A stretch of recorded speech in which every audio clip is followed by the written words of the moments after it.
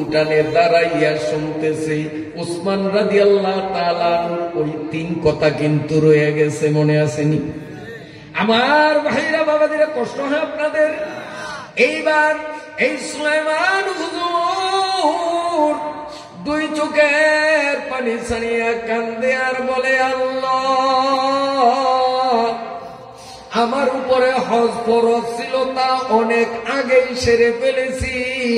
এবার আমি হজে যাব না, মক্কায় যাব না, মদিনায় যাব না। তোমার বন্দারা অভাবের তাড়নায় মরা ছাগল খাইবে, আর আমি নকল হজে যাব তা হয় না।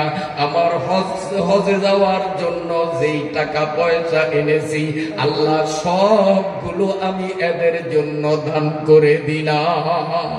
আল্লাহর ওলি এক দৌড়ে সাথীদের কাছে গেলেন, রাতের খাবার তিনি খাইলেন এবং নিজের টাকা পয়সা যা ছিল সবগুলো নিয়ে আবার ওই বাড়ির দরজার সামনে আসিয়া ডাকলেন, বুড়িমা দরজা খোলো। বুড়ি দরজা খুলল। হযরতে সুলাইমান হুজুর টাকার কাট্টিটা পর্দার নিচ দিয়ে ঠেলিয়া দিলেন আর বললেন, আমি এবার হজে যাব না, হজের খরচের সব টাকা তোমাদের দান করে দিলাম। সম্পূর্ণ টাকা দান করিয়া সাথীদের কাছে চলিয়া আসলেন। রাত শেষ হয়ে গেল। ফজরের নামাজের পরে সুলাইমান হুজুর সাথীদেরকে ডেকে বললেন, বাবারা, তোমরা সামনের দিকে আগাও, আমি সিদ্ধান্ত পাল্টে ফেলেছি, এবার আমি হজে যাব না। সাথীরা কয়, কি হুজুর, আপনার দিকে চাইয়েই তো আমরা আসলাম, এখন মাঝপথে আপনি আমাদের ভাসাইয়া কই যাইবেন? হুজুর বলেন, এবার কোনো মতে হজে যাওয়া আমার জন্য কিনা সুযোগ নাই, সম্ভব নাই, কারণ টাকা নাই, সব তো দিয়ে দিছে হাতখানি, আমি যাব না। সাথীরা যত চাপাচাপি করলো, উনি বললেন, সম্ভব নয়, এবার আমি যাব না, তোমরা যাও। মনক্ষুণ্ণ হয়ে সাথীরা এবার একা একা হজে চলে গেল। আর হযরতে সুলাইমান পীর সাহেব তিনি নিজের বাড়িতে চলিয়া আসলেন। বাড়ির থেকে আরো পর্যাপ্ত পরিমাণে টাকা পয়সা, বিভিন্ন রকমের উপকরণাদি লইয়া আবার মহিলার বাড়িতে আসিয়া মহিলারে দান করছে, যেন মহিলার জীবনে কোনোদিন আর খয়রাত করতে না হয়, মহিলার যেন আর খয়রাত করতে না হয়, উপাস থাকতে না হয়। তাকে এক চান্সে ধনী বানাইয়া দিল, কোটি কোটি টাকা দান করে দিল। এদিকে হাজিরা হজে গেল। হাজি সাহেবরা হজে যাইয়া দেখে এই সুলাইমান হুজুর আমাদেরকে ফাঁকি দিয়া কোন পথে পালাইয়া তিনি একা একা হজে আসছেন। মিনায় যখন যায় সেখানে ওই যে দেখা যায় সুলাইমান হুজুর, এরা দৌড়াইয়া যায় কিন্তু হুজুরের নাগাল পায় না। শয়তানের 3 জায়গায় পাথর মারে। জুমরায় যায়, সেখানেও সুলাইমান হুজুরে দেখে কিন্তু তার নাগাল পায় না। আরফার ময়দানেও সুলাইমান হুজুরে দেখা যায় কিন্তু তার কাছে যাইয়া তারে ধরতে পারে না। মুজদালিফায়ও তারে দেখা যায়। খানায়ে কাবার চারপাশে তোয়াফ চলে, সেখানেও সুলাইমান হুজুরে দেখা যায় কিন্তু এরা ধরতে পারে না। বলেন তো এই সাথীরা সুলাইমান হুজুরের উপর আগের চেয়েও এখন রাগ বাড়লো না কমলো? রাগ আরো বাড়ছে না? না আসতো না আসতো এক কথা ছিল, ফাঁকি দিয়া উনি অন্য পথে আসছেন তো আসছেন, আমাদেরকে ধরা দেন না, ধরা ছোঁয়ার বাইরে চলে না। এক একটা তো রাগেও কিশোর, কষ্ট হয়। এরপরে সুলাইমান হুজুর উনি তো ওনার মতো বাড়িতে, এদিকে এদের এই ঘটনা। হজ শেষ হয়ে গেল, হাজী সাহেবরা আসতেছেন। যখন দেশে খবর হইল হাজী সাহেবরা আসতেছেন, দলে দলে মানুষ তাদেরকে রিসিপশন করার জন্য, আগাইয়া আনার জন্য যায়। হযরত সুলাইমান পীর সাহেব তিনিও রওনা দিয়েছেন। কারণ হাজী সাহেবরা হজ থেকে যখন বাড়ির উদ্দেশ্যে রওনা দেয়, বাড়িতে পৌঁছার আগ পর্যন্ত তারা নিষ্পাপ শিশুর মতো পাপ মুক্ত থাকে। কোনো পাপ থাকে না, কোনো পাপ থাকে না, কোনো গুনাহ থাকে না। তো সুলাইমান হুজুরও এই নিষ্পাপ মানুষগুলোর সাথে মুসাফা করার জন্য, নতুন হাজীদেরকে বরণ করার জন্য গেলেন। হাজী সাহেবকে দেখার সাথে সাথে সাথীদের রাগ আরো বাড়বে না কমবে? আরো বাড়বে, আরো বাড়ছে। শালার বেটা ধরা দিলি না, আবার আমাদের আগেই দেশে আসছো, সবাই তো করে শুনছে যে আসসালামু আলাইকুম, হাজী সাহেবরা হজ ঠিক মতো করতে পারছেন তো? ধর্মীয় কথা কয়েন না, আপনার মতো 2 নম্বর লোক হয় না। এই যে গরম, এই তোমরা কি শুরু করছো, কি শুরু করছো? আপনি আমাদের কেন ফাঁকি দিলেন? মিথ্যা কথা বললেন। আপনি বললেন হজে যাবেন না, অথচ আপনি হজে গেছেন। কে কি মিথ্যা কথা কও? আমি তো হজে যাই নাই। গেছে হজে? আমি তো হজে যাইনি। এই মিথ্যা কথা কোন বিশ্বাস মানুষ? আমরা আপনারা আরফায় দেখছি, মুজদালিফায় দেখছি, খানায় কাবায় দেখছি, সফা মারওয়ায় সাই করতে দেখছি। সুলাইমান হুজুর কই কেমন কথা? আমি রইলাম বাড়ি আর ওরা কয় দেখছি। ওরাকে আমরা এতজন মানুষের এতগুলো চোখ, কি যা দেখছি মিথ্যা দেখছি? আমরা সবাই দেখছি, ওকে আমি দেখছি, ওকে আমি দেখছি, ওকে আমি দেখছি। সুলাইমান হুজুর কয় ভুল দেখছো, আমার মতো হয়তো কারে দেখছো আমি জানি না। কারে না আমরা বুঝি আপনারে চিনি না, হুবহু আপনারে দেখছি। বেজার লাগছে। হযরত সুলাইমান চিন্তায় পড়ে গেলেন, মাবুদ কি হলো? আমি হজে গেলাম না, আর এই মানুষগুলো আমাকে মিথ্যুক বলতেছে। আমি বিষয়টা কিছুই বুঝলাম না। খুব টেনশন, খুব টেনশন।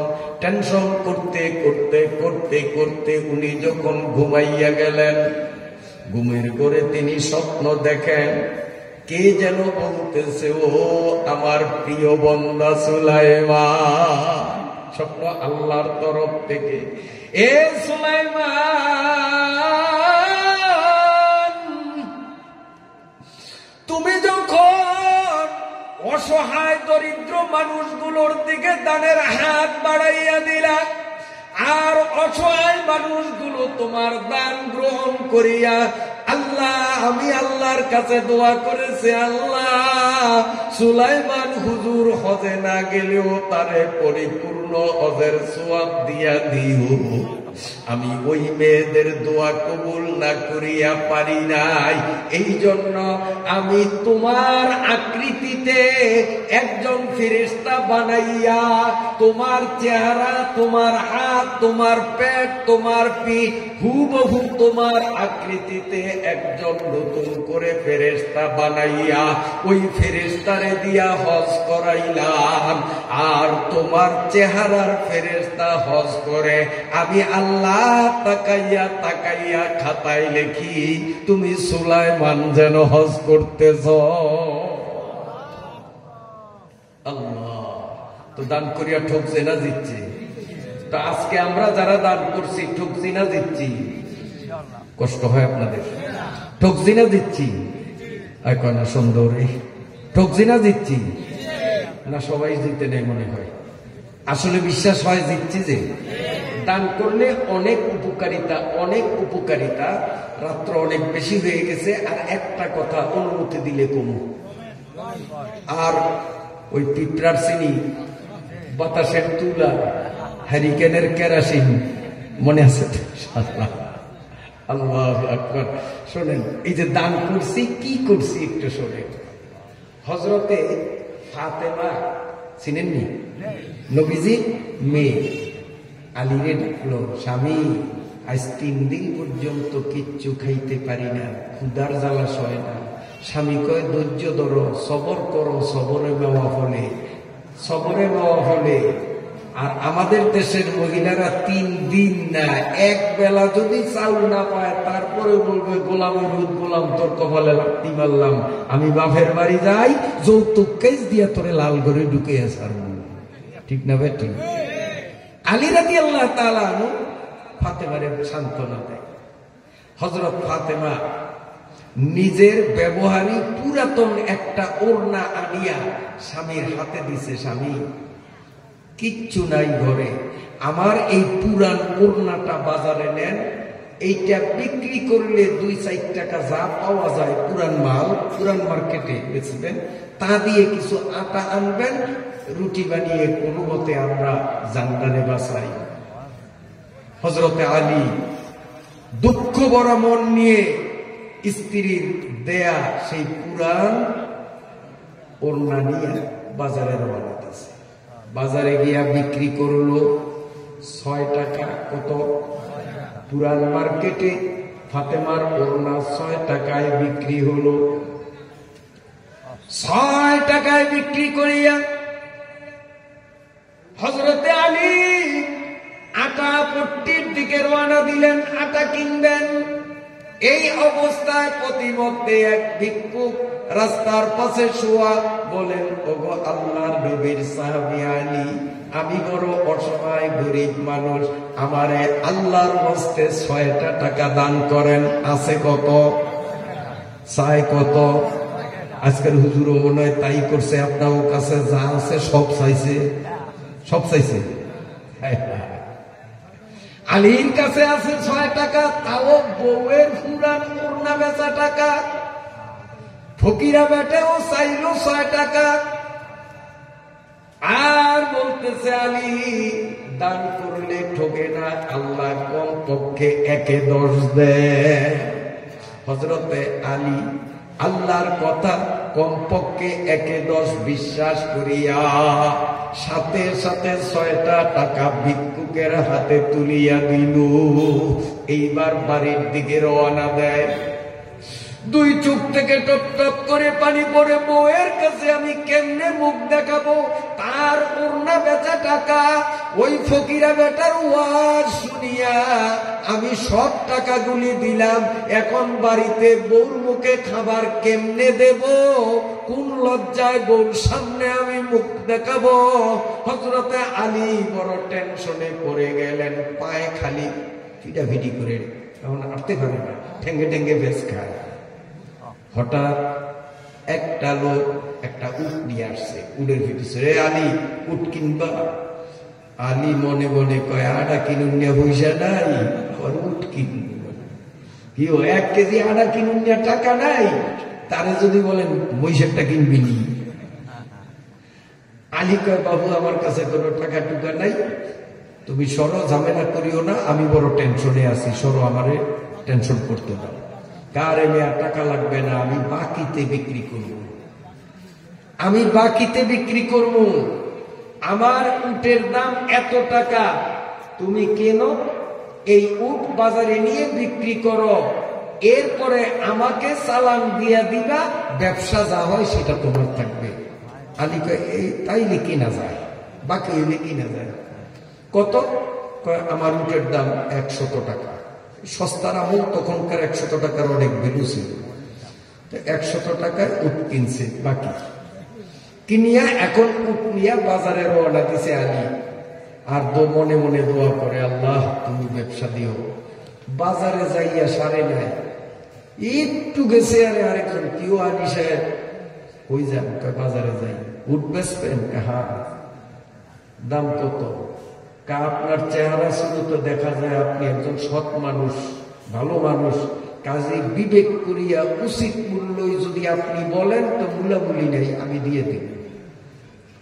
তো উনি বললেন 160 টাকা পাইবা, কোনো মূলামূলি নাই, হইলে সদাই নইলে বিদায়, 160 টাকা তোমার উটের দাম।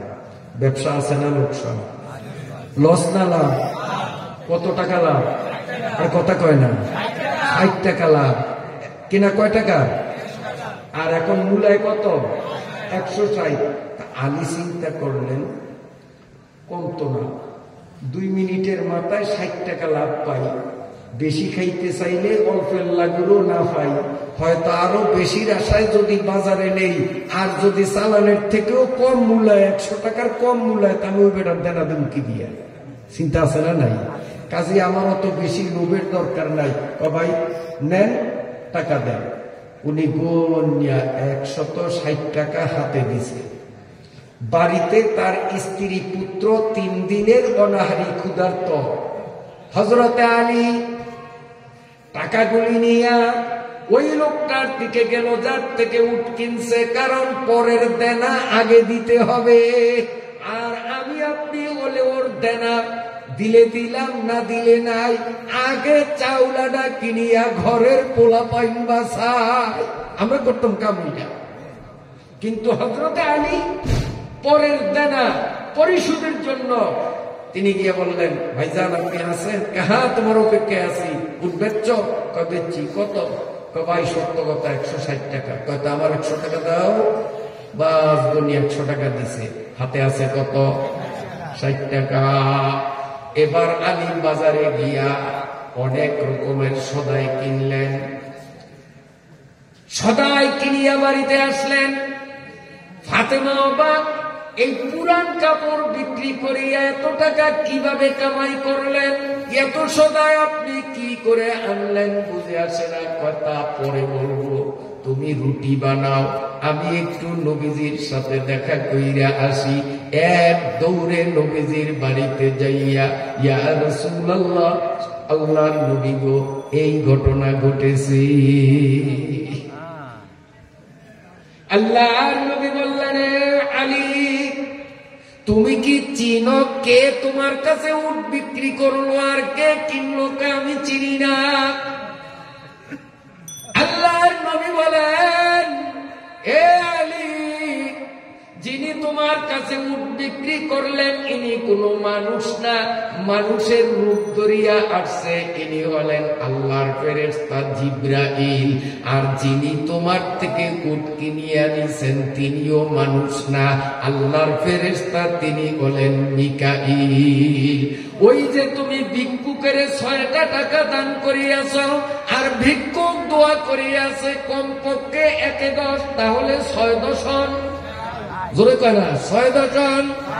ওই ভিক্ষুকের দোয়ার বরকতে আল্লাহ জিবরাইল আর মিকাইলরে পাঠাইয়া ওই উটটারে বেচা কিনা করাইল। যেই উটের পিঠে চড়িয়া আমার মেয়ে ফাতেমা হাসরের ময়দান থেকে জান্নাতে যাবে, সেই উটটা বেচা কিনার মাধ্যমে আল্লাহ 1-10 তোমাকে 60 টাকার মালিক বানাইয়া দিছে। তো আলী দান করিয়া ঠকছে না দিচ্ছে? তা আমরা ঠকছি? আমরা ঠকছি? আমরাও ঠকি নাই, আমরাও জিতছি। কি বলেন ইনশাআল্লাহ? মনে বিশ্বাস আছে তো? আমরাও ঠকি নাই, আমরাও জিতছি ইনশাআল্লাহ। যারা দান করছি এবং দান করিয়া মনটা খুশি, এইরকম কে কে আছি একটু হাত জাগাই। নারায়ে তাকবীর। দান করার কারণে মনে আনন্দ পাইছি, কে কে এরকম হাত জাগাই। নারায়ে তাকবীর, নারায়ে তাকবীর।